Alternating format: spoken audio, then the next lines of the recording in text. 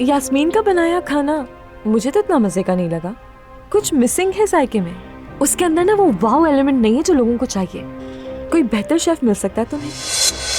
और इस रेस्टोरेंट के लिए ये सही है भी या नहीं, इस पर मुझे बहुत शक है। उसको तो बात करने का भी ढंग नहीं है।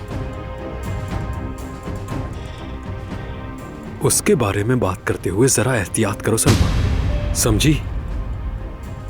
यास्मीन के खाने बेहतरीन है और उसका किरदार भी। वो यहाँ के लिए परफेक्ट है।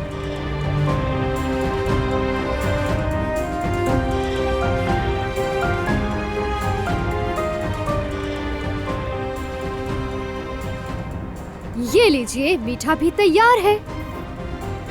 अरे क्या बात है, सलमा भी बस जा ही रही थी।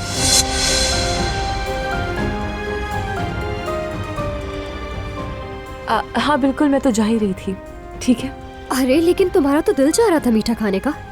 अगर तुम्हें जल्दी है तो पैक कर देती हूँ, घर जाकर खा लेना। नो, तुम्हें ज़हमत होगी। शुक्रिया तुम्हारा। ठीक है फिर।